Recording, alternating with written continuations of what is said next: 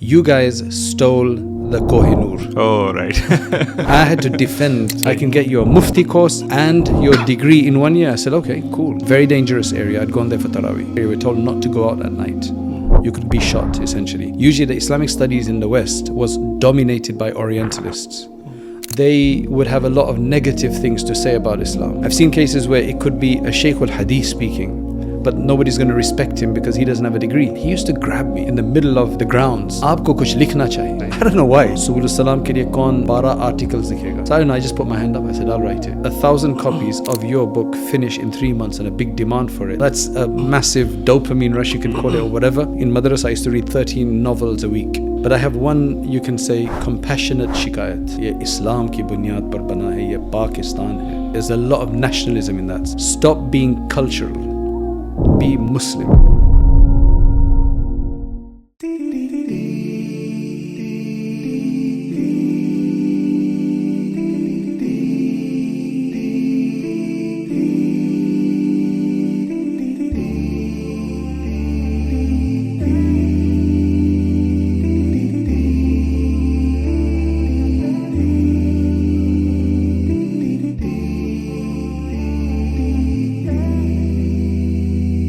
Assalamu alaikum warahmatullahi wabarakatuh. Welcome to another episode of the Naseeha Discourse, and alhamdulillah, we're very fortunate to have arguably, definitely one of the most learned scholars that we've had in all the episodes till now. I have Mufti Dr. AbdurRahman Mangera sahab with me. Assalamu alaikum warahmatullahi wabarakatuh, Sheikh. Walaikum assalam wa rahmatullahi wa barakatuh. Kya haal hai aapke, khairiyyat se? Alhamdulillah, alhamdulillah. How is everything? How is your trip to Pakistan going?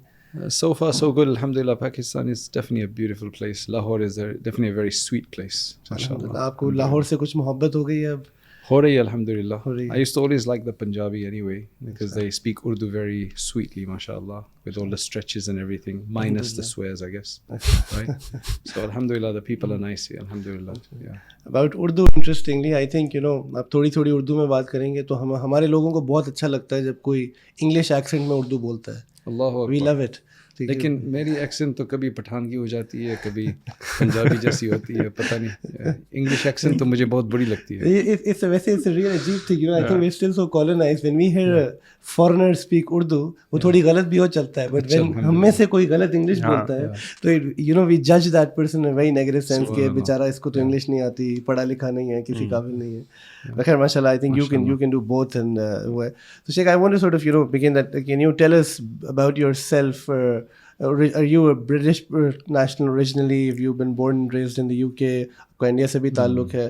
थोड़ा सा अगर हम चाह रहे हैं कि लोगों को पता चले आप.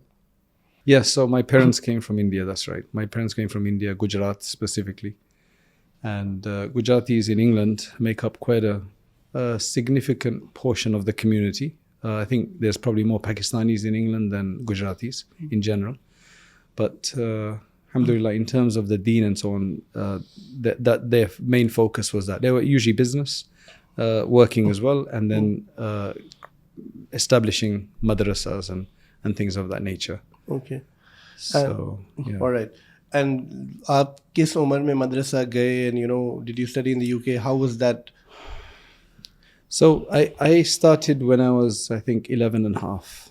The first madrasa, which is probably the first madrasa that taught what you guys would call Dars-e-Nizami or the Alimiya course, 6-year course.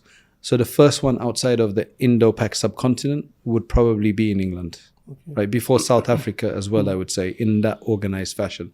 And that was our Hazrat Mawlana Yusuf Mutala rahimahullah, the Khalifa was Sheikh Zakaria. At his kind of instruction and behest, he came to England and started this madrasa against all odds in this really, this place that was middle of nowhere, literally no Muslims in the area, right? So even when I joined, there was only one Muslim family living in that area.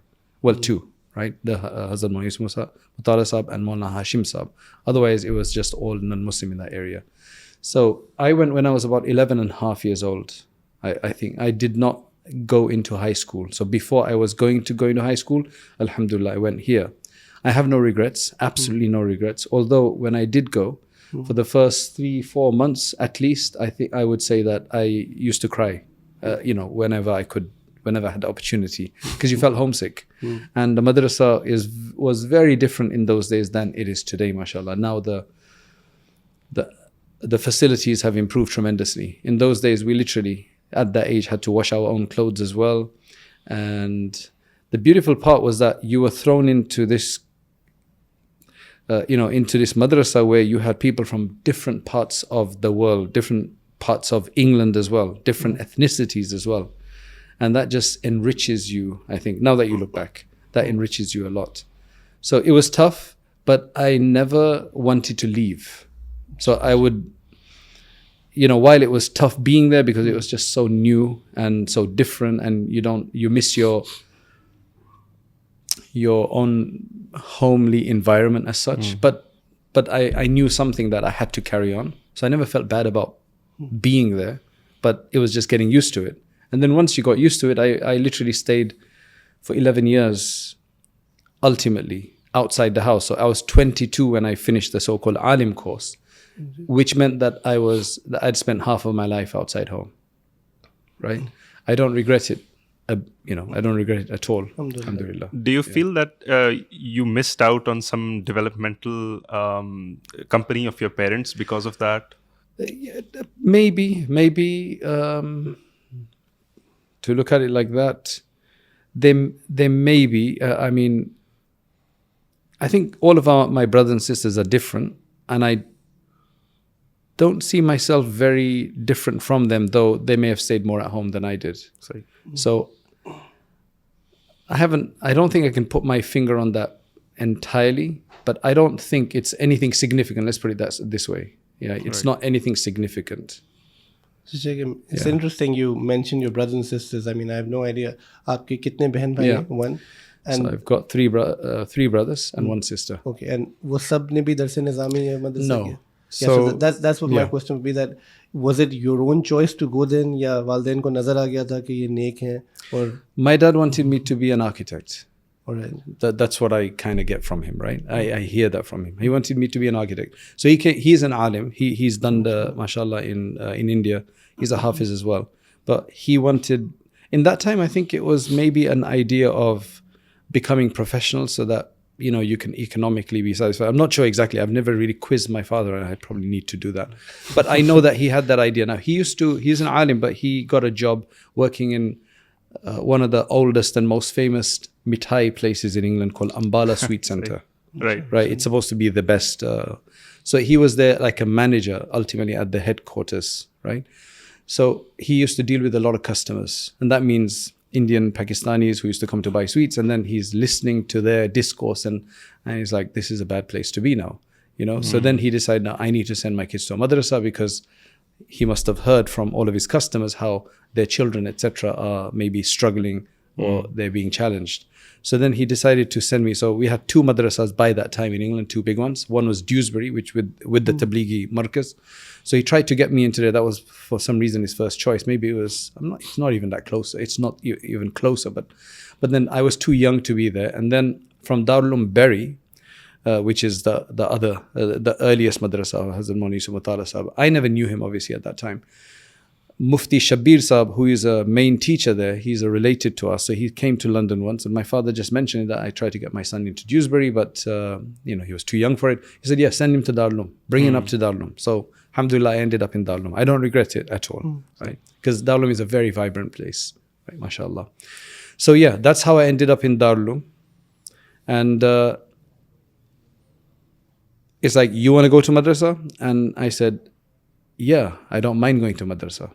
So it wasn't like I want to go to madrasa, because I didn't even know if these things existed properly, that I had that idea, because nobody else I was the eldest. Actually, no, my cousin did go to Dewsbury. He went to Dewsbury for hifz. So I can't remember really at that time. But I know that it wasn't by force. That's much for sure. I just can't remember exactly how it proceeded. But I know it wasn't by force. And I definitely wanted to go, and it was interesting. Yeah. Sheikh, apart, so I can guess that, for you, one of the biggest challenges at the madrasa was the fact that you missed your family. That was one of the challenges. So I wanted to ask, what other thing was hard for you in all those years? Something that, you felt... There was a lot of stuff. There was... There was... you see, now when I look back at it, it doesn't seem so tough. And maybe that's just because, like, right now, if you just give me any decent food, I'll eat it.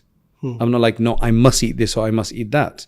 Maybe that came from the madrasa life, because the food wasn't wonderful in those. I mean, I think it was decent, but and it improved afterwards.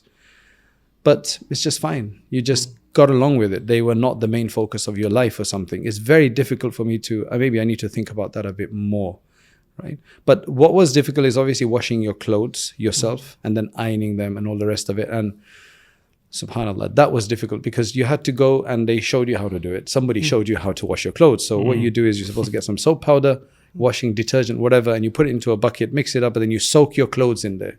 And they say you must soak it for at least 4 hours or something. And sometimes you soak it there. There was a wudu khana as such, a wudu place where we would go and soak it and leave the bucket. Everybody's buckets would be there on the side soaking. And I would forget about it. And you come back after 3 days and they're smelling bad. Oh, that was weird. That was really difficult. And then you have to do it all over again. And then you put it on top of that surface and you scrub it. And then you find a place to dry it. None of these facilities existed. You understand? And then I remember once I had a really nice top that I was really excited about. I washed it the first time, put it on top of a radiator to dry, and it got all of these rust marks on it. And Allah bless our geography teacher. He was a convert. Amazing guy. He saw that and he goes, give it to me. I'm going to see if I can fix this for you. I can't remember what happened. But yeah, those are a few little things like that. Oh, another one was that I was probably one of the youngest, second youngest in the madrasa at that time, I remember. Because when they had planted some grapes. Our Hazrat Maulana Yusuf Mutala Sahib Rahimahullah had planted some grapes. And when the first of the grapes were grown, they said, we're going to give it to the youngest child. So I was hoping it's me, but it was actually another child from Blackburn. He got that. So I still remember that.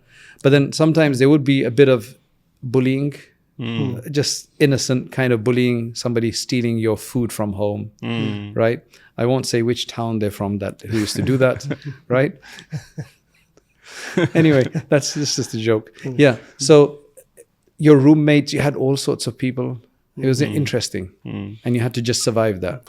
And I, would you say that, us waqt as a 11.5-year-old and still in the years that went by, you were much younger, आपको realize नहीं हो रहा होता कि ये बहुत सारी training जो है, ये आपको in the future it would come to be of great benefit? Never thought about anything like that. You were just carrying on. I think it increases your resilience and your notion of how you look at life, what your priorities are. Absolutely. And then would you say that the madrasa tradition should still have that, despite the fact that, we have more comforts now, but वो एक मुजाहिदा जिसको हम कहते हैं, एक ज़ोहद जो है, वो सारी चीज़ें होनी चाहिए. I think to look at the world from outside of your comfort zone is very, very useful. That's why with my daughter, we taught her locally ourselves, the Alima course as such. We did Hifz at home with her as well. And then I insisted on sending her at least for 1 or 2 years to a girls' boarding madrasa, the Jamia in Bradford in London. She didn't want to go first. We encouraged her and said, look, at least go for 1 year. That's it. And come back. No problem. Or just come back. It's okay. And then, mashallah, she enjoyed it. Despite the fact she didn't want to go, she enjoyed it. And then she ended up staying 2 years and completing the course there. So, and I think she's got a lot of lessons that she learned from there. Right? She learned it, and I think she really appreciates it. Right? I was there right from the beginning, so I guess I can't really tell a difference because that was part of my life. I mean, I was there for 11 years. Come on. Right. In between, I actually did go to India. I got kind of tired of England and Madrassa and so on. Let me go to India and study there for a year. So I went and studied in India for a year. That was an amazing experience. That added a whole new dimension to the experience, mashallah. What kind of new experiences did you have, and what did you learn from your time in India? It was very different in India because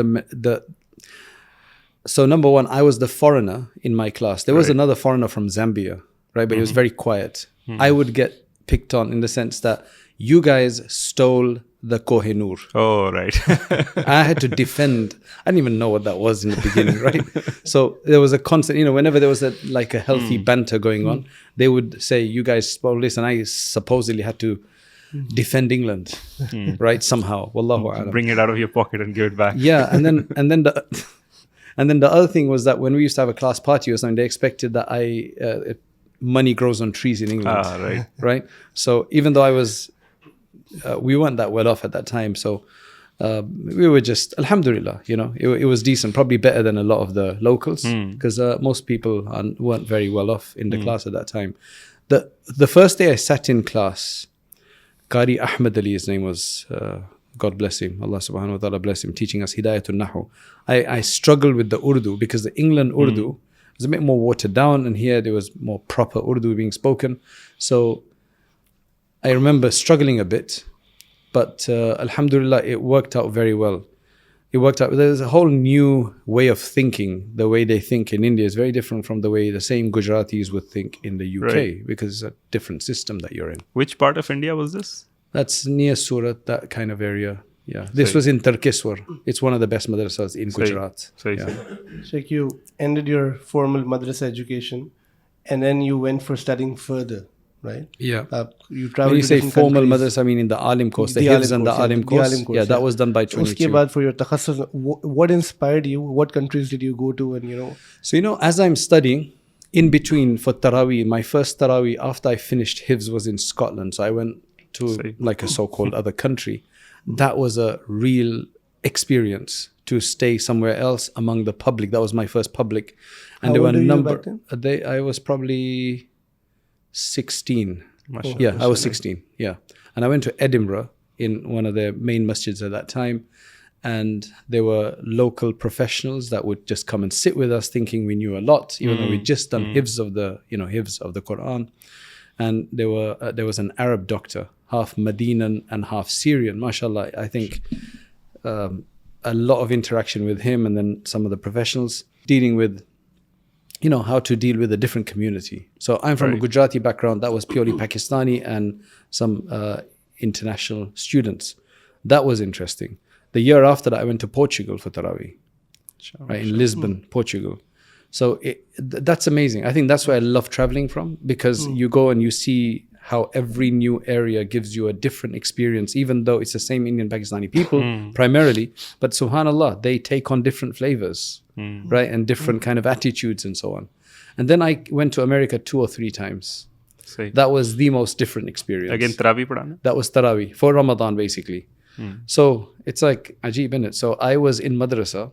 I would only go home 4 times a year. And when it came to the biggest holiday, the longest holiday, I would be out doing Taraweeh somewhere. So you're not even with your parents at home. There were 1 or 2 years when I went back home, and my father had a business. So I had to work. I did spend the whole Ramadan working once, But was this by your choice that you went to different places every time for Taraweeh? Absolutely. It was my choice. I loved it. Once you've had that one experience, you wanna do it again. Right? You want to do it again. And that was interesting. Oh, and then you traveled to... Yeah. So now, since I've seen these experiences, I realized that America needs a lot of help. And it's an open maidan, as they say, because 50% or more of the masjids don't have imams. So I felt that in England, alhamdulillah, we have many, many ulama. I need to go there. I just like that challenge, I would say. Right. It's tough, but it's a challenge, and I like challenges. So I thought, let me move there. But what I did was that I was supposed to get married at 25. So when I was finishing the alim course, I was going to be 22. So I still had 3 years left, and suddenly an opportunity came up through one of my teacher friends, and I brought it up to my father, and then it just, mashallah, I got married. I don't regret it. Marriage is something that you hoped you'd done even before that. But so I got married. So then I got married straight. We graduated in January or February of 1997. And I then got married. I can't remember where I went for Taraweeh then. I think it was, I can't remember which country it was. And then I came back, and we got married on the 1st of March. 1st of April, we'd gone to South Africa for the BA honours degree and the Ifta class with Mufti Rada al-Haq. I was actually supposed to go to Egypt. Right? I was actually supposed to go to Azhar. Our madrasa had a special agreement with Azhar that in their 4-year course, they would let us get into the 3rd year. The first 2 years counted for what we'd done already. But there was a visiting scholar, Allah bless him, who came in my last final year, and he said, "What are you going to do?" So I told him, I'm gonna do 2 things. I'm gonna go for the Arabic BA course in Azhar, and I want to go and to study the Ifta course, most likely Darul Ifta wal Irshad, which is in Karachi, because my uncle was a Khalifa and a student of Mufti Rashid Ludhianwi, rahimahullah, who's passed away now. So he said, "I can get you both of those things in 1 year. I can get you a Mufti course and your degree in 1 year." I said, "Okay, cool. Let's do that." Right? So I said, "Okay, let's go to South Africa." So I got married. Next month, we were in South Africa, and I stayed there for about 7 months for that year. My wife came home and it was a 7-month honeymoon. Along with this, it was tough because it was dangerous there. Very dangerous. But alhamdulillah, it went very, very well. And then I had to come back and then go back for exams, for the university exams. And then I went to Syria after that. By this time, we had a child. So it took Hudhaifa, who was my first son. So me, my wife and him, we stayed in Syria. And then the third year after that, which was in 1999, I decided that the Ifta I've done is not enough. It's never enough, to be honest. Right. So I decided to go again. And this time I went to Saharanpur in India, which was the toughest year, but the most productive. It was literally the toughest physically. Physically, as in because of the lack of facilities? Or? Oh, yeah, lack of facilities. Right. Because your electricity goes off, sometimes for 24 hours, and then you hear the buzzing sound. Right. Right. What's the buzzing sound? The bees. The mosquitoes. Mosquitoes. Allahu Akbar. MashaAllah. And then I had a child who was getting sick, so I had to take him to a doctor. But it was the most productive in terms of how much I was able to achieve during that year. It was the most productive year. And I think that goes to show that when you're away from everything and you're in that stressed state, you can get a lot more. Or you can just completely mess up, right? So that was very, very productive, mashallah. And then from there, I came back and then I had a job in America somewhere. There were a few options. I ended up in Santa Barbara for 8 years as an imam. Yeah. MashaAllah. Alhamdulillah, Sheikh. I think the last question that I want to ask about the madrasa, that what is that one thing that you miss about those years, being a student, and also partly for you a gumnami ki zindagi, right? Yeah. And when you नहीं, look उसमें बहुत फायदा होता है because you're in an isolated, insulated environment with a full तरतीब. उसका पूरा एक ऐसा माहौल होता है, with the teachers above you, just absolute righteousness and piety. You'd never get that experience again in the outside world, because here everything revolves around namaz and class and ilm and ta'allum and learning and dhikr and so on. There's a time for everything. Yes, you have time in between to go and play if you wanted to, for an hour or two in a day. And you get to do a few other things in the weekend. But otherwise, puri tartib, it's that mahol, which I completely miss. I think that is what you would miss from there. Having, under the compassionate shadow, you can call it, or whatever, or instruction of the teachers, and just learning, just learning and studying, fully dedicated to that. You're not going to get that opportunity again to just fully dedicate, because as you get older, you get more activities, more responsibilities, and then you just can't fully dedicate yourself. So that was amazing. That's what I would say we would probably miss from there. MashaAllah. Yeah, from the madrasa. Sheikh, now, going to the other side of education, you have a PhD from SOAS as well. So, I'm curious, where did that come from? Considering the fact that, at least in Pakistan, ek notion ye hoti hai, there's always a lot to learn. But looking at you went to so many places, aapne itna sara deen padha, aapki PhD bhi, because I think is in Islamic Studies, right? Yeah. So, ilm point of view, say, how did that contribute? What was the intention? And because I think you've not taught at university, or at least you don't plan to, right? So, how did that come about? And then I would want to ask another thing, that what difference have you found in both the worlds in terms of how the teachers and the institutions been? So, as I said, this wasn't my purpose in the beginning, but then it just helped make that decision. My dad wanted me to initially do something, but he decided to send me to Madrassa. However, when I moved to America, so I needed to get a BA honors degree, which I got from South Africa while doing the Ifta course. So that was in the Rand Afrikaans University. But alhamdulillah, throughout my university career, I've never had to sit and cringe at anything anybody said. Usually the Islamic studies in the West was dominated by Orientalists that were, in many cases, very destructive and disruptive in that sense. Can you explain for our audience Orientalists? Yeah, Orientalists are essentially, loosely speaking, Western scholars of Islam who are teaching in the universities or who are writing about what they think Islam is. And some of them are better educated than others in terms of Islam. But what you have to remember is the last 300 years, Orientalism from the earliest ones in Europe. Essentially, Europe was mostly a Judeo-Christian state as such, continent. So Islam was always seen as the enemy, as a clash of some kind of civilization at the time. So you had a lot of Orientalists that were usually coming from a church background or something, church or Christian or Judeo background. Right. So they usually would look at Islam very negatively, right? So among the earlier Orientalists of these non-Muslim scholars, non-Muslim academics that are teaching and studying Islam at different levels, in different subjects as well, they would have a lot of negative things to say about Islam. Not everybody, there were some decent, half neutral ones as well, but mostly that was the case, and that's what created a lot of problems. So most of the universities were dominated by that. Alhamdulillah, now it's different. There's a lot of Muslims with PhDs and doctorates who have now entered and are teaching. So SOAS, School of Oriental and African Studies, which comes under the University of London.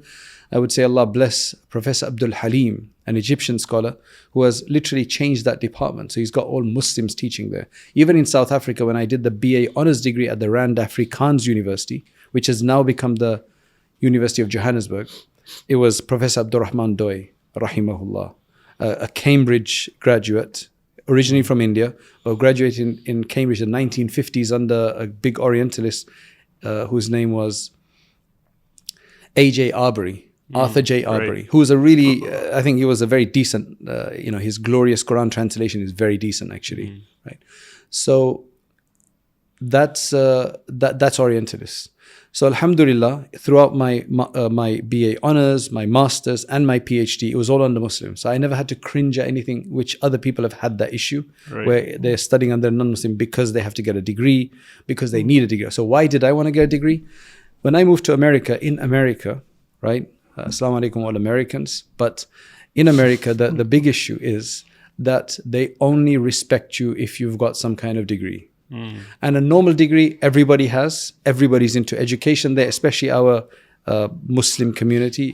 Right. What I mean by Muslim is that not the African Americans who are more indigenous. We're talking about the Indo-Pak Arab. They're all into degrees. Very different from England. The immigrants. The immigrants. Right. Everybody's an immigrant in America, by the way.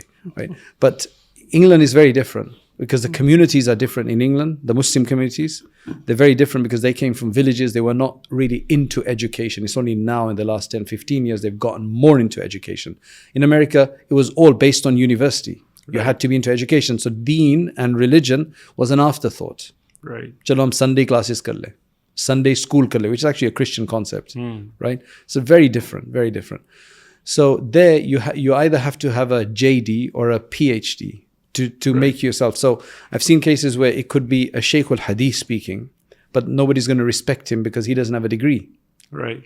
Okay. You really have to prove yourself. And I think this comes from this initial dichotomy between university goers in India, Pakistan, and maybe some other countries where ulama are something else and we are the educated Roshan Khayal illuminated guys, or I don't know how you want to call it, right? So they would look down upon scholars unless they've also got something. So for example, I have a friend who's a medical doctor and an alim. Now if he's giving a talk and he says something, aapko dari rakhni hai, right? Hijab pehenna hai. The doctor sitting in another doctor sitting in the crowd, he can't say to his kid, isko mat suno, ye to maulvi hai. The guy's a doctor, man. You know, it's just a weird idea. I don't know if anything's changed. I don't think so. Right. So I felt I needed to get a degree. So I was actually going to go and I even got into a law school to go and get a JD. Right. Although alhamdulillah, there have been some ulama who have been able to break that barrier and get themselves acknowledged without a JD or a PhD or a degree. But it's much more tougher to do that because everybody's got one, so they just look at you as inferior because education, secular education is the big deal down there. Not like that in England. So I decided I want to do that. And so now in terms of two systems, so I came back to England and then I got into the masters. There's a difference, right? So the difference is that the masters, the PhD, particular the PhD system is that you're studying one topic. So it's like the BA is when you're going to study a whole town in general. The masters is when you restrict that to one area of town and you start discussing that at a bit more depth. And a PhD is when you take literally like one square block in that town and you go 10 meters deep and you figure it all out. So that's a different kind of study. That's not formalized in our alim class system, right? So the Ifta system is actually that's actually a mastering of a discipline of how to give fatwa. So Right. PhDs is very different. Some people say they try to equate it and they say that, okay, if you've done the alim class degree, that equals to a BA or a master's. Right. Yeah. It's different. It's a different system completely. What do I see as the benefit of that system? The one system is that especially if you're at a good university, is that the research-oriented critical analysis. I think that tahqiq mizaj, which the good scholars have, but unfortunately not all of our madrasas are pushing students and failing enough students to become better. A lot of madrasas, they just don't fail enough students. Alhamdulillah, the madrasa I teach at Imam Zakir Academy, they'll start off with maybe 20 in the first year, but by the time they get to the 6th year or 7th year, their last year, there's only 7 left. The others have either had to drop out because they just weren't going to make it, or they've had to retake. So they're in the firm. And I think that's very important to maintain. Many madrasas don't do that, unfortunately. Right? Whereas in this, they teach you, and again, not everybody that comes out of university is critical and is well researched, because universities are now becoming just places where everybody goes to. So people should not think that university mein jayenge so you're going to become a top scholar. I think in any of these systems, you do well, you will do well because the facilities are there. But what I would say I got through the university in that period is just a method of research and a method of consistency in the way you present your findings, and a kind of a scientific way to do that. Right? Our tahqiqi scholars say, tahqiqi mizaj ke jo ulama hote hain, wo wahi kaam karte hain. But it doesn't necessarily filter down to everybody. Right. Right? I think that's really the difference. Can you tell us what your PhD thesis was? Yeah, my PhD was on a 1,000-year-old manuscript, makhtut as we call them, from an individual called Sheikh Abu Layth as-Samarqandi rahmatullahi alayhi. Originally from Samarkand, which is in present-day Uzbekistan. He moved to Balkh, which is in Afghanistan, and Balkh was one of the centers of the development of the Hanafi school. So after Kufa and Baghdad and the Iraq area, the names that you hear of the early spread of the Hanafi school and the Mashaykh is Mashaykh Bukhara and Mashaykh Balkh, right? And then sometimes you hear Mashaykh Samarkand. But Balkh is in Afghanistan. It was a very old city. They used to call it Ummul Bilad, the mother of all towns, right? And it was an amazing place. And that's where Jalaluddin Rumi is from. That's where Ibn Sina is from. That's where a huge number of really great thinkers have come from, that particular city, Balkh. I actually finally, after 10 years, went to visit it just in the last year. And Mazar Sharif is the main city now, but Balkh is where a lot of the development of the Hanafi school took place. So Sheikh Abu Layth as-Samarqandi rahimahullah had compiled about 150 years of the fatwa of the great Mashaykh of Balkh, along with others. So it's a huge resource that has literally influenced nearly every fiqh book that came out after him in Hanafi fiqh. So it's a very pivotal book in that sense. And what was your contribution? So that book was never published. I see. Okay. There was a book that was published by that name, people assumed it to be that, but it actually turns out that it's 100 or 200 years later, because it mentions scholars there that came 100 years later, so it can't be his. That's been published for over 100 years. So we found manuscripts, and mashallah, we received a good 15, 20 manuscripts. So we worked on producing a critical edition. And a critical edition is trying to understand from all the different manuscripts, what would the author have actually said? Because they were all hand copied, so there's mistakes that could come about in there. So there's a huge introduction, right? It's a 100,000 word essay. 60% of that is the actual text itself, a critical edition of that. 40% of it is all the preliminaries, the introductions, the research on who he was, what he's done, how his influence has been, who his teachers were, his life story, the impact of the book, and that kind of what they call in Arabic the dirasa as such, the study of why it was written, when it was written, what was the political climate, socio-economic climate, and the religious climate of the time, that kind of a discussion. Is that something that got you into publishing as an interest? No, my publishing started earlier. Acha, inshallah. Say. You wrote your first book, I believe, when you were fairly young. What age was it? So what happened is, I remember I told you that while I was studying the Alim course in England, I decided that I got tired of England. I decided to go to India and study there in a madrasa, which was a really top madrasa where my father had studied as well. I heard a lot about it. I said, let me go there. So when I went there in the second year, there were some books that they had done in the previous year, which in Darul Uloom Bury in England, we're going to do in this year. So I missed out on those. And there were some that they just don't do. When I came back, there were two books I really wanted to do. Well, one of them and the second one. So one of them, which was Sharhu Mi'at Amil, right? It's a really strange book, to be honest. I don't know why they teach that book to teach tarkeeb from. I don't think it's a good book for tarkeeb, right? But that's what they do. Now, I never want to lose out. I always want to be at the forefront. That's just a mizaj issue, right? That I just want to be always at the forefront of something. Piche na reh jao. So when I came back, I'd missed that book because they'd done it in the first year. My class in Darul Uloom had done it in the second year. And I came back. Why did I come back, by the way? Reason I came back is I found the teaching in India to be solid, in that particular madrasa to be tops, absolutely tops. But I felt that I want to do da'wah in English, and my English is going to deteriorate here. Strange, right?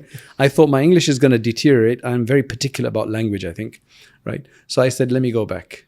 It was tough as well, right? India was tough, right? The heat specifically. So while Turkeswar had one of the best teaching and education in Gujarat, at least, the facilities weren't as good as other places, but that was the main thing was, let's go back to England. So I came back to England. So now one of the books is Sharhu Mi'at Amil, which kisi ustad se, there was a Hafiz Ahmad, Allah bless him. I told him, in the lunch break, can you teach me? So he taught me, I don't know, several pages. And he said, abhi aapko yaad aa gaya, abhi iske aage jaane ki zarurat nahi hai. I go, theek hai, chalo, theek hai. Right? But there was another book, Zadut Talibin, which Zadut Talibin is a collection of about 260 to 300 hadith, absolutely beautiful. In Darul Uloom, they're very, that's a really important book for Darul Uloom, right? I think they make you even memorize the hadith of that or whatever. Now, I had missed that. And that's a major loss for me because I was really looking forward to that. So I decided that I'm going to start translating it. That's how it all came about. I think I've had two du'as from two specific individuals. In that year in Turkeswar, there was the principal whose name is Maulana Iqbal. What's his name? Maulana Iqbal Dewlawi. He was the muhtamim. He's a scholar, but they made him the muhtamim. I don't think he was very comfortable in that position. But he used to grab me in the middle of the grounds. Aapko kuch likhna chahiye. I don't know why. And then he tells me this story. He says, Maulana Abul Hassan Ali Nadwi rahmatullahi, who was alive at that time, he said, Jahan ke hi wo ho, chahe safar mein ho, hazar mein ho, wo apne saath ek tipai rakhte hai aur 1-2 ghante har roz wo likhte hai. To aapko bhi kuch likhna chahiye na. I was like, I never, not something that I thought about. And you were a teenager at this time. Yeah, I was probably, how old was I? About 17, 18 probably, right? So, theek hai. Whatever, mashallah, jazakallah, haan, theek hai, you just nod your head. And then I'd gone to America for Taraweeh to Philadelphia. And this was near Temple University, Makkah Masjid. It's a very old masjid. That time, primarily African American. Very dangerous area. I'd gone there for Taraweeh. Now I heard it's gentrified. But at that time, it's a rough area. We're told not to go out at night. You could be shot, essentially. And interestingly, the masjid was run by two individuals, a brother and a sister from Hyderabad. 70-year-old, 65 to 70 years old, never married. They used to just khidmat of that masjid. It was amazing. He had a big bookshop in there, Islamic bookstore. When we finished Taraweeh, me and my partner was much older than me, Hafiz Bashir, his name was, Allah bless him. He took us into the bookstore. He says, pick whichever book you want. And he said, you should write something. Pata nahi in dono ki dua lag gayi. Right? So when I came back, when I had not done Zaratan, I said, I need to do something about this. So I started producing a translation of it. Right? So that took a long time. So that wasn't published, but I started doing that. Then in the fourth year, it's a 6-year course. In the fourth year students, 5th year students, they have to teach the younger Hifz class students what we call Naseehat. Right? So wahan bhi Naseehat chalti, mashallah. And Naseehat. So in the evenings, because Hifz class, they're focused on memorizing the Qur'an, so they don't really get to study a bit of fiqh and hadith and du'as and aqaid and so on. So the older students, they get like a room of 5 or 10 students and they have to teach them. So I'd been taught by some really good, mashallah, students, and Allah bless them all. And they're doing very well now in England. There's Maulana Shoaib Desai, there's Maulana Mahmoud Al Hassan, there's Maulana Mahmoud Chandia, who's now a professor at UCLan, right?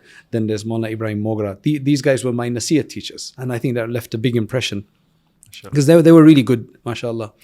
So when it was our 4th year, we were made in charge of Naseehat, and I was made the head of that to organize the Naseeha program. And I had a थोड़ा तहकीकी मिजाज था, तो मैं कौन सी दुआ की किताब इसमें पढ़ा है. ये जो मसनून दुआ की जो किताबें उन दिनों में मिलती थी छोटी छोटी, we didn't see much referencing in there. So we had now this bit of tahqiq. Me and my classmates, whose name is Maulana Inamuddin, right? Amazing guy, mashallah, Allah bless him. We decided that we can't teach these dua kitabs, the ones that were available. Let's compile our own. So we started compiling. I remember spending time in the library, finding all the resources. ये जो खाने की जो दुआ है ना, बिस्मिल्लाहि व अला बरकतिल्लाह, लोग आमतन पढ़ते हैं, and that's what's found in the kitabs. We could not find that. वो मिल ही नहीं थी, यानी that version व अला बरकतिल्लाह के साथ कहीं नहीं मिल रही थी. We were looking in so many kitabs. The dua we finally found was bismillah wa barakatillah, without the wa'ala. So we're talking about like very critical kind of thinking like that. So he said, we're going to write that. So that was a first. So we produced this dua kitab called Reflections of Pearls, which was primarily for the students. And got that published. Now when you publish your first book and those copies come into your hand, you can't imagine that feeling. Right? It's just an amazing feeling. When you see your work in print, it's quite an amazing feeling. It doesn't happen like that anymore. When you've done so many, it doesn't happen like that. But you're still. So that was all done in-house, with the students in Madrassa. So it did that, then did the Zadut Talibin, provisions for the seekers. And then that was the time when we had a big problem of the Salafis had begun their da'wah as such. And everybody was getting confused. It was getting really, pareshan, everybody was really, really, because they would come and challenge everybody. They would say that, why don't you raise your hands? Why don't you say Ameen aloud? And bichare hamare log ko kuch pata nahi, they're just doing whatever taqleed. They didn't know, so then they get confused. Right. So once our teacher, Maulana AbdurRahman Sahab, Limbada, Damat Barakatum, we had a magazine that would come out from the Madrassa called Subul Islam. He says, "Kaun Subul Islam ke liye kaun 12 articles likhega on a different issue." So I don't know, I just put my hand up. I said, I'll write it. They never ended up getting published there for some reason, but we produced into a book. And that book became a bestseller. So we produced 1,000 copies just before Ramadan, sent them up with it, and they finished in 3 months. Sure. And when you get 1,000 copies of your book finished in 3 months and a big demand for it, that's like, that's a massive dopamine rush, you can call it, or whatever, right? But for that book, I actually stayed home. I lived 4 hours away from the madrasa. So to write that, I actually stayed in the holidays. I stayed in the madrasa and didn't go home. I sacrificed that time and was writing that book.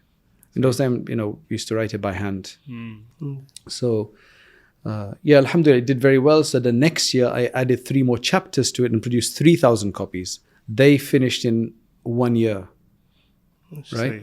So alhamdulillah, when you've had those early success stories, and now that I look back at it, what you should be writing and producing are things that are needed in the market. So there was a huge need for that at that particular time. So that's why we did that. MashaAllah, Sheikh, I mean, the book that you mentioned, Al-Fiqh Al-Imam, Key Proofs in Hanafi Fiqh, I don't know if I told you this or not, but that was, I think, probably the first book that I wrote, where I read about Islam properly. And that was when I came towards the deen, thoda sa with Mufti Kamal Sahib, he was our professor at Lam, do you know him? And I remember I had some questions and I went to his office and I asked him. He said, I'll give you a book.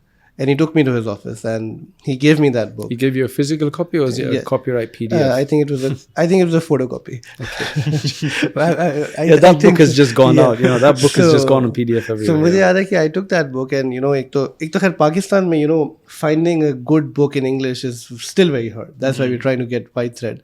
We messed up the printing, I know, but inshallah, we'll get there inshallah. So मुझे याद है कि the introduction is all about how you qualified following all of that. When I got to the issues, कि वो जो नमाज में, and the way it was written, and I'm just thinking of somebody who would never read the deen, and you'd put up the issue कि नमाज में जो है रफ़ा यदैन करना है नहीं करना, and then you would begin with the other mazahib, right? The different views. And you read the hadith and you're fascinated. Wow, this karna hai. And then you would bring the other position at the end, and then the dalail and all of that. Yeah. And it felt so amazing. And itna tehqiq to, but the notion ke the tradition is rich. Okay? And I think that's just amazing in so many senses. And मेरे ख्याल से मैंने ज़िंदगी में कमी कोई किताब पूरी पढ़ी है, तो वो भी पूरी नहीं पढ़ी थी, because आप तो बहुत पढ़ने वाले पढ़ाकू और वो लग रहे हैं, but at least it sort of made a clear picture कि हाँ the answers are there and I don't have to worry about it, कि चीज़ें ठीक हैं, we can always go back to that. So alhamdulillah, I think that's amazing, and mashallah I've gone over some. I think that one has been probably the most barakati book. I don't know, इसमें कोई अजीब बरकत है, right? Maybe more ikhlas at that time than I have now, or something ajeeb, because so many people literally around the world, from Guyana to other countries, that this book made us good Muslims. Like what I mean by good Muslim, they were getting confused about the whole thing, and they said this kept us on the path. Subhanallah, it's ajeeb. Allah accept it.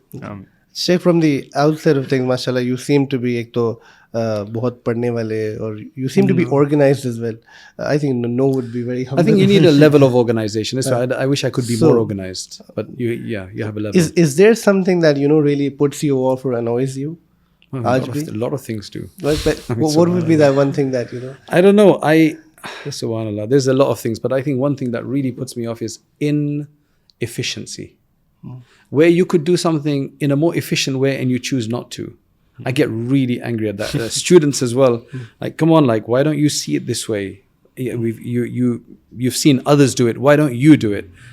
I guess it's because we try to make our mizaj such that हमने अगर किसी को कुछ अच्छा काम करने अच्छे तरीके से करने देख लिया हमने, तो we do that as well.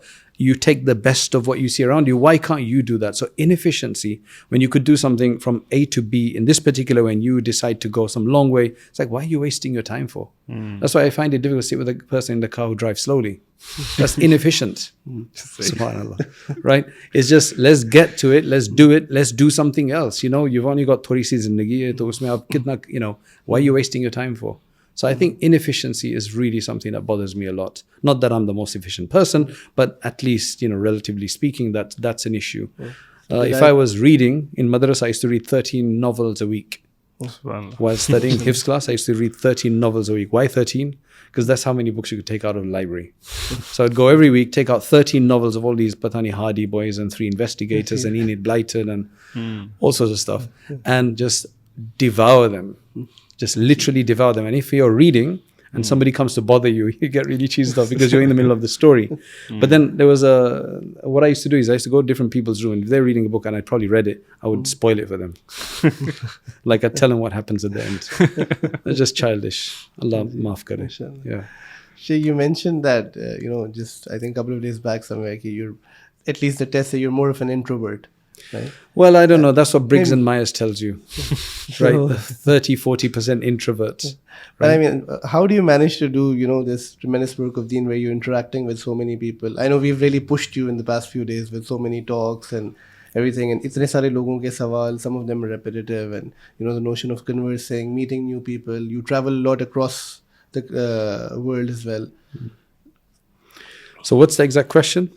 That you wouldn't expect people who have the notions of being introvert in whatever sense. I don't want to dwell on that introvert. So what it is that if I'm just sitting around with people, I can't just make conversation. I find that difficult because I think it's a waste of time sometimes. So if it's somebody that you can relate to, any subject, it doesn't have to be the deen, it could be any subject about business or whatever, then we can talk. But if you're with somebody that he doesn't want to talk, you don't want to talk, and you don't know much about each other, aap kya baat karenge? You try to find a way, right? Some people, mashallah, they can sit with anybody and just blabber on, it's no problem. I can't do that. Pakistani uncles. I am not going to paint them all with the same brush, right? Pakistani uncle mein bahut achhe bhi hote hain, right? You get the introverts and you get the extroverts. So like for example, I'll go and give a bayan somewhere. मुझे कहीं बुलाया गया तो बयान दे दिया, उसके बाद फिर आम बदन खाना होता है, तो उसमें I'll usually listen and let people speak, because that's how I learn about the local community. So they speak. If they ask me a question, I can respond, but I've done my part. I've done my bayan. Abhi, and they say, aur nasiyat do, pura bayan de diya, right? They keep telling you, aur nasiyat do. So I'm going to tell our listeners that, when you go to a scholar or anybody, stop asking them for general nasiha. Find out how you think they can help you and ask them something specific. That's how you'll get the best out of them. Rather than saying, kuch nasihat kar do. You know, he's already done a whole nasihat of 1 or 2 hours. So what more do you want? So I usually like to listen to people afterwards and just relax and just listen, because you learn a lot like that. Otherwise, you can't be going on all the time yourself. Usme kya fayda hai? Right? Logo se hum seekhte hain. I think that's probably where it is. But I don't dwell on the introvert part, because nobody would believe that. I mean, some people do ask my family, does the guy talk to you all day long? He said, no, he doesn't. Right? So... Sheikh, with regards to, you know, Pakistan in particular, this is your second trip to Lahore, and with us, the first one we had lesser bayans. Now we've had more of talks, and, you know, you've engaged with people, and you've come here otherwise as well to Karachi, and you know how the society here is. Kuch aapko behtar andaza, I would say. Is there something that, you know, you could sort of say कि किन चीज़ों की कमी है या किन चीज़ों की तरफ तवज्जो होनी चाहिए? What do you think are things that... हाँ, मेरे ख्याल में इसमें यह है कि चूँकि Pakistan is a very proud Muslim country, you know, ये इस्लाम की बुनियाद पर बना है, ये पाकिस्तान है, ये जिंदाबाद है, you know, it's like there's a lot of nationalism in that. But I think, wallahu alam, and I don't want to upset anybody here, but I'm just saying that I think sometimes that gives you a false sense of complacency. You know, we are the deen, we're done, you know, we're sorted. Because I've heard from many Pakistanis that, you know, this is wahid aisa mulk hai jo jinke paas ye nuclear hai aur ye hai wo hai, and you know that these could be points that you know, that could assist you and help you, but that should not make you feel falsely secure, right? Or yeah, because that's not you. You know, the vision of the country may be something, the ulama may be doing something, but what about you and I, the individuals? Just because you live in this country doesn't mean you're going to Jannah, right? In any country, you live in Makkah, you can't. As Allama Iqbal, I think it was his poem, he said, "Gile jafae wafa numa jo haram ko ahle haram se hai, kisi butkade mein bhi jaake bayan kare to sanam bhi kahe hari hari." I don't know if you guys understand that, right? So essentially what he's saying is that the people who live around the haram, they're not really playing their part. They're not doing things that are necessarily befitting. So he's saying that the complaint the haram has of the people of the haram, meaning the people who live around there, is so serious and so lamenting and so disappointing that if you went to an idol temple and you put that out there, even the sanam bhi kahe hari hari, like they would start speaking and lamenting as well. Right? Sorry about that. Yeah. So I think it should not become like that. If the country gives you all of that environment and the opportunity, stop being cultural. Be Muslim. That doesn't mean lose your culture. It just means keep and maintain the goodness of your culture, because as a Muslim culture, every Muslim culture, Syrian Muslim culture, Bangladeshi Muslim culture, Moroccan Muslim culture, Pakistani Muslim culture, it's all good. There's a lot of good parts, but unfortunately there is a lot of problems as well in every culture. Figure those out. Because ultimately, you go to Allah subhanahu wa ta'ala not as a Pakistani, but as a Muslim. And that's what's really going to count. So use the potential that your country gives you and the environment and the offerings that they give you, and do that. So then, of course, I've been in these trips, I've been primarily dealing with the more higher classes, such people who have more money and so on compared to lower class. And so for them, as I've mentioned before in the conference as well, there's this false sense of security based on what they have, because they've got access to everything. And then, of course, there's this level of ihsas-e-kamtari, as they call it in Urdu, which is this inferiority complex about certain things. So, yeah, this is going to become a big talk. But the main thing is that I think just try to find out what is Islamic about your culture, like genuinely understand that. Go and learn something, and every year just be better than you can be, so that you can really be good Muslims, good Muslim Pakistanis as such. I think the last couple of questions, first one being more general, but if you look back at, alhamdulillah, life, any regrets in a positive sense, in the sense that, you know, anything that you'd want to do differently? Well, I mean, this is very ilmi, लेकिन हमारे असातिज़ा जो है अल्लाह ताला blessed them, माशाअल्लाह, अल्लाह ताला उनको खूब, you know, barakat de, raham, have mercy on them and so on. But I have one, you can say, compassionate shikayat, ek shafqatana shikayat, you can call it, which is that I wish they'd made me memorize more.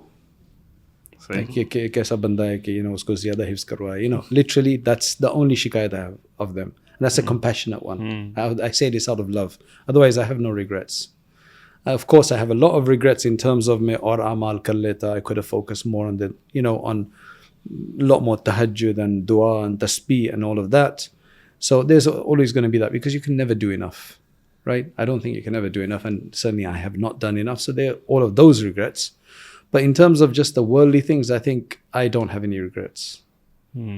Right? I've wasted time. Clearly, I've wasted a lot of time. So I could have done better and be more efficient. But I'm just going to thank Allah subhanahu wa ta'ala. You can't change it. There's nothing crying about it. Just try to do the best in the remaining part of your life. So that's what I would say. Yeah, I don't think I have other regrets except that I could have done more worship and more devotion. I think, Sheikh, I just want to end by thanking you and also telling you that I think I've interacted with you for several years now, with gaps in the middle. But the initial part of when I interacted with you, I was in Zambia and then in England, was that, we'd read your profiles and I'd read your book as well. You dread? Read. Okay, I was like, you dread. Okay. So, and the notion ke hamare perspective se, honestly as well, ke bahut bade alim and somebody very qualified. And then the way how accessible and humble you were was fascinating. And how straightforward you were was also quite fascinating, because एक तो यहाँ पाकिस्तान में थोड़ा सा एक तकल्लुफ़ भी है between the senior and the big ulama. It's hard to get to them, it's hard to talk to them, and कुछ शायद हमारे end पे भी होता है, हम बहुत घबराते हैं वो करते हैं. But with you, I think हमने जितना आपको वैसे पिछले एक हफ्ते में तंग किया है, स्टूडेंट्स ने जितने सवाल पूछे, हमने जितने पूछे, but I think that's just amazing.